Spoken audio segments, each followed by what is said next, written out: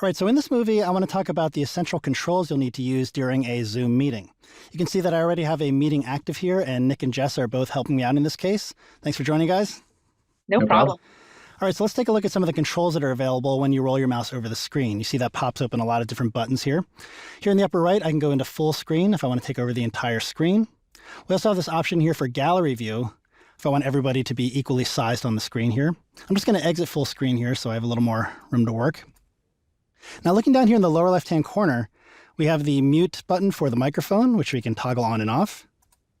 And again, generally in larger meetings, you might want to keep your microphone muted and only unmute it when you need to talk to the group.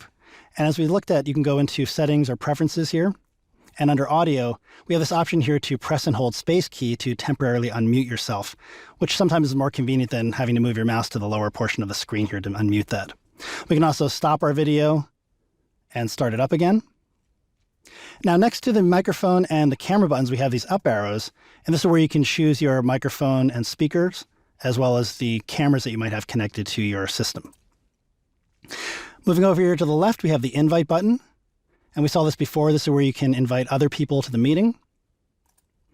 Now, next we have this manage participants button.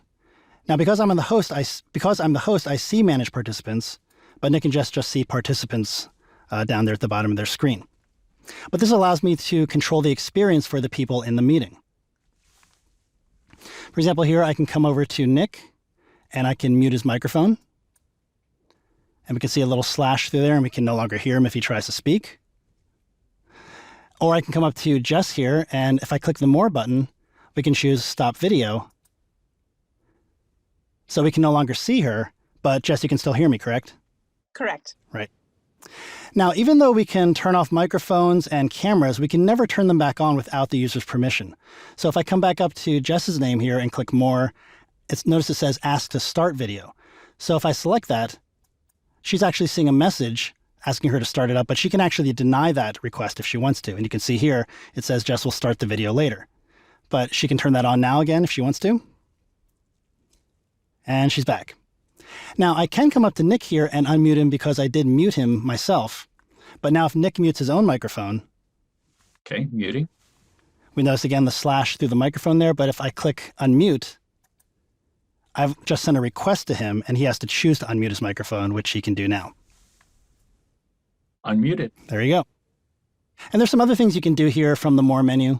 For example, I could choose to make Nick or Jess a host or co-host if I needed to walk away from the meeting for a couple minutes and needed somebody else to take over. I'm not going to do that right now. Next, we have the Share button down here, and we're going to talk about that in its own movie because there are a lot of options to look at there. Next, we have Chat. You can see that opens up another panel over here on the right. And this gives us the ability to communicate via text with either everyone in the meeting, or I can click this menu here and choose to speak to only specific people in the meeting if we need to have a private conversation. So the chat area is a good place to ask questions or to share links to maybe documents or websites you're discussing during the meeting that people can click on. Now, speaking of asking questions, if Nick and Jess go to their participants button, they'll see the option to raise their hand. So, for example, if Nick had a question while I'm talking and wanted to get my attention, he could choose to raise his hand. And notice we now see this little hand icon next to his name. So as I'm talking, I might look over and see that. I could answer his question, and then when I roll over his hand, or when I roll over here, I can choose to lower his hand, and that disappears. Now, if this chat window happens to be closed, let me just close both these windows here, and say Jess wants to ask a question and raise her hand. I see the message down here at the bottom of the screen. So again, I can click to open up the participants window. We see her hand there, and I can answer her question and then lower her hand. Oh, by the way, in the participants menu here, or in the panel over here on the right, we can also mute all and unmute all at once here. And that can be useful if you have a large meeting and you just want to have everybody start off muted so they don't have all their mics on at the same time. And lastly, over here, we have the record button, which allows you to record the entire meeting and save it to watch later. And again, we're going to talk about that in its own meeting as well.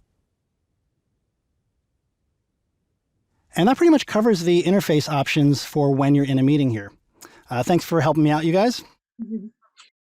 So I'm going to go ahead and click End Meeting.